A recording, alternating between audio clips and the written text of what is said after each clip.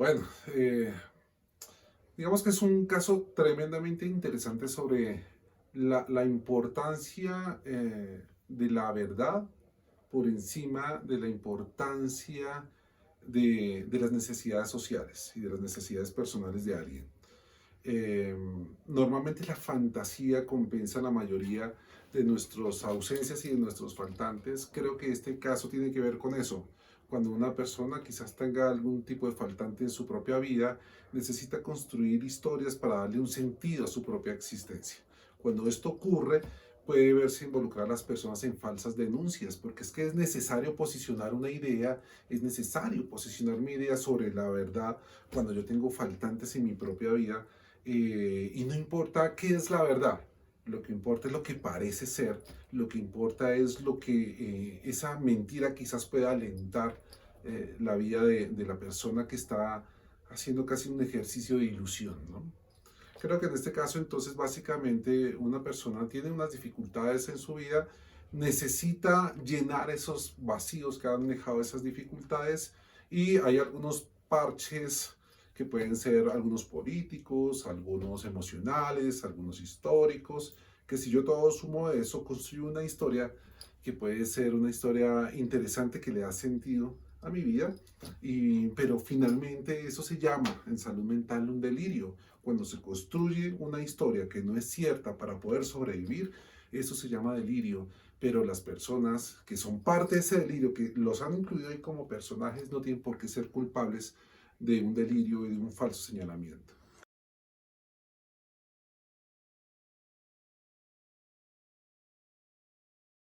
Lo que pasa es que la tecnología de la información tiene una gran cantidad de bondades, pero también tiene unos lados oscuros.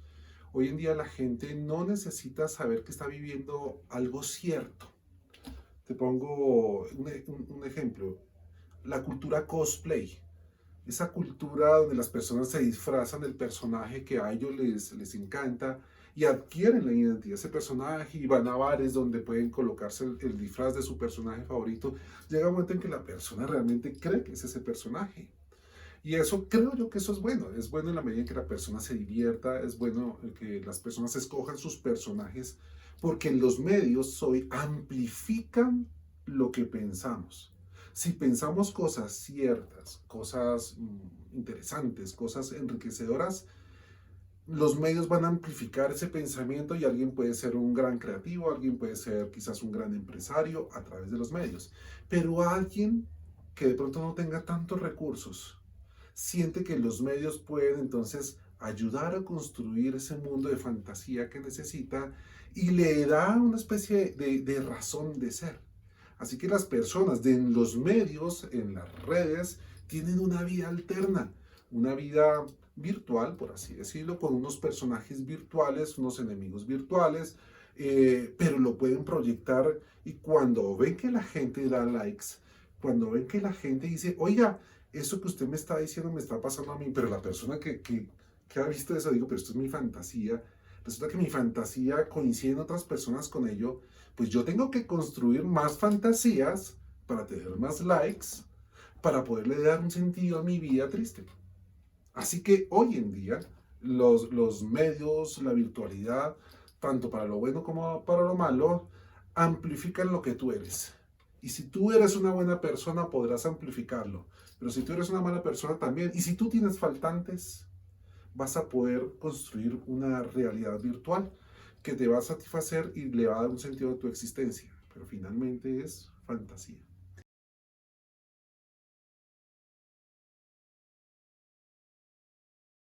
No, hay elementos que son pseudociencias. La pseudociencia es todo aquello que parece ciencia o que parece que tenga algún elemento científico, pero de fondo no lo tiene. Las regresiones es una de ellas. Las terapias espirituales es también una pseudociencia. Algunos mitos en torno a que tengas que hacer algunas autoprofecías mencionadas, algunas facciones de lo que se llama neurolingüística, son pseudociencias. No digo que no funcionen, solo que solo funcionan cuando la persona quiere que funcionen y llena todos esos vacíos con fantasía. Las regresiones no tienen ningún sustento científico. Las regresiones son pautas de las personas para que recuerde cosas que en apariencia pudieron haber sido conflictuadas de sí misma, pero donde uno recuerda lo que realmente pasó y donde uno recuerda la fantasía que creyó que pasó. Hay momentos en que las personas ya no saben qué cosa fue lo que realmente ocurrió y si sus recuerdos realmente son algo relacionado con un evento real. Y eso se llama memorias falsas. Las personas pueden tener memorias falsas. Cuando no comprende algo que ocurrió en su vida o hubo un vacío de tiempo, las personas pueden construir parches de fantasías para llenar esos vacíos y en apariencia entender que algo ocurrió. Cuando se hacen estas técnicas como regresiones o técnicas hipnóticas para ir hacia nuestro pasado, las personas realmente lo que hacen es sugestionarse o autosugestionarse con aquello que para ellos podría tener algún valor simbólico o recordar eventos del pasado con nuevas emociones y la gente termina diciendo, ah, ahora entiendo qué fue lo que me ocurrió, ahora entiendo que es que me hicieron daño, ahora entiendo que fue algún tipo de situación, pero realmente estamos frente a memorias falsas y llega un momento en que las personas no saben realmente qué fue lo que pasó y terminan haciendo sus fantasías una realidad necesaria para poder sobrevivir. Miren, no hay nada más cierto que un yo. De hecho, no sabemos si lo que está fuera de nosotros es real o no, es fruto de nuestro pensamiento, de nuestra fantasía, y eso ha servido para alimentar un sinnúmero de novelas y situaciones donde la realidad no es lo que es en apariencia, en fin, pero el yo es el filtro con la realidad. Cuando yo no logro sintonizar mi yo con el yo de otros, no tengo una comunicación asertiva, no puedo participar de un grupo social o de un colectivo social en armonía, pues entonces mi yo entra en crisis. Digo, no me aceptan, no me he adaptado, no me siento bien conmigo mismo, lo que estoy viviendo no me gusta.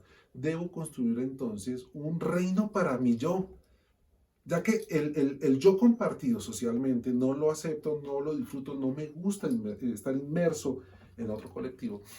Entonces yo construyo mi propia realidad con mis propios personajes, en donde yo, en ese pequeño mundo que estoy haciendo virtual, soy el rey. Así que el egocentrismo se nutre de ese poder del yo. Y el yo cuando se distancia de la realidad, pues es una patología. Y eso afecta a las personas, la conducta de las personas. Y lo peor de todo es que en ese pequeño mundo donde esta persona con un yo frágil construye su reino, pues comienza a involucrar a personas del entorno para llenar de historias su propia realidad y los involucra artificialmente en situaciones que no son ciertas y los puede comprometer. Y creo que este fue el caso. En esa pequeña construcción de un mundo interno donde no se sabe qué es lo cierto y qué no es lo cierto, y donde todo el mundo me está dando una palmadita y me está diciendo que por fin tengo una razón de ser en mi vida, pues esa construcción es artificial, involucra a personas que son inocentes, pero pues una autosugestión, una hipnosis, una regresión, pues le da una sensación de efecto Pigmalión poco negativo, de profecías autocumplidas. Y eso es alterar la realidad y eso es involucrar a otras personas. El problema es que en este mundo de modernidad la gente no quiere saber la verdad. Las personas queremos saber cuál es la verdad virtual, porque resulta más llamativa, más emocional e inclusive yo la puedo administrar como quiera. Yo puedo administrar mis personajes como quiera en este mundo virtual. Y un like se vuelve como un reforzador para que yo continúe con una historia que es falsa. Llega el momento en que ya no distingo qué es lo cierto de lo que no es cierto, porque los likes me han dado una falsa sensación de realidad. Porque creemos que si a alguien le gusta mi historia es porque está validando una nueva realidad. Pero no, esa no es la realidad. La realidad a veces es más dolorosa.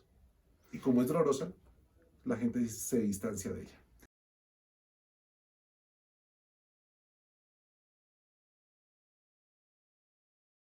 Bien, lo que pasa es que lastimosamente las minorías, las mujeres, los niños, ciertamente si lo vemos desde el punto de vista histórico, la han pasado muy mal. Han tenido múltiples vulneraciones de su derecho a lo largo de la historia y por primera vez en la vida hay un compendio de derechos humanos más o menos fuerte, digamos, con cierta estructura internacional, como que hay un acuerdo entre las naciones desde el 48 para hacer valer los derechos humanos y para proteger, lo cual me parece estupendo. El asunto es que hay una sociedad tan frágil como la nuestra, como la colombiana, donde tenemos sentimientos de culpa por lo que no hemos hecho durante siglos pasados, damos la oportunidad para que grupos vulnerables históricamente tengan por fin su oportunidad de hacer valer su historia. El problema es que cuando yo no le aplico ciencia a esto, sino le aplico ideología, pues termino validando cualquier historia de victimización. En Colombia hablamos de 9 millones de víctimas del conflicto armado, pero nadie está hablando de la desvictimización de 9 millones de víctimas. Porque es que la victimización lastimosamente ha sido mal utilizada para obtener beneficios, sea beneficios económicos en algunos casos, pero también beneficios emocionales. Y la victimización hoy en día es una manera de tener un reconocimiento histórico y las personas entonces al por fin tener una identidad, se refugian en esa victimización que puede ser de género, que puede ser de edad, que puede ser de etnia, y se refugian en ese mundo que el sistema les ha dado la oportunidad y pisotean los derechos de otros. Y entonces no estamos realmente hablando de igualdad de derechos, que es lo que promueven las constituciones, sino estamos hablando de que hay la priorización de algunos segmentos poblacionales sobre otros, solo por que hay que promover la inclusión, y la inclusión termina excluyendo a otro segmento de la población. No se puede hablar entonces de equidad de derechos ni de igualdad de derechos cuando yo discrimino positivamente a grupos poblacionales. Y aquellas personas que quieran vivir de esa discriminación, mal llamada positiva, terminan comprando un sistema ideológico que políticamente es rentable. Y aparecerán algunos partidos, aparecerán algunos individuos que juegan con esas victimizaciones porque es que es un buen discurso el de proteger a las víctimas. Ni más faltaba, todo el mundo quiere proteger a las víctimas. Eso está bien, pero entonces hay personas que se apropian de esos discursos.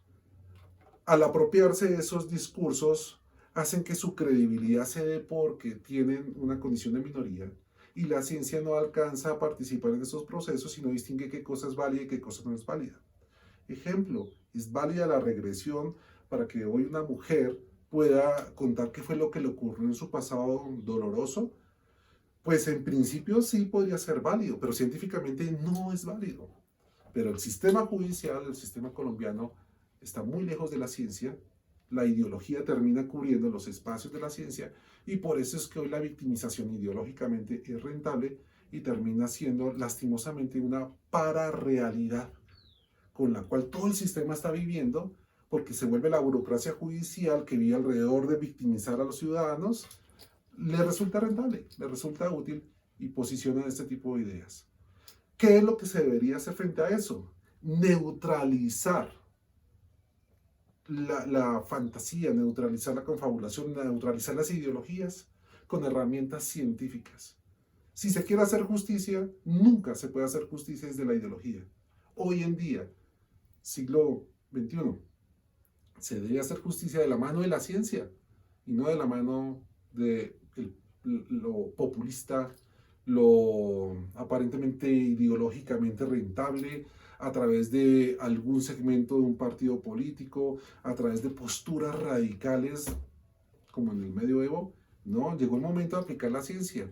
En otros países la han logrado. ¿Por qué en América Latina y particularmente hoy en nuestro país está orientado a que hacemos justicia a través de medios virtuales y no a través del sistema judicial y científico? Porque resulta muy rentable hoy en día tratar de hacer justicia desde lo más media, desde los pasquines, desde los panfletos periodísticos, desde los bulos noticiosos, que la realidad. La realidad es más compleja que la mentira y la gente no le gusta pensar, por eso terminan variando las mentiras y la realidad queda estando al lado y a la justicia le debe importar. Es la realidad verdadera y no la realidad mediática.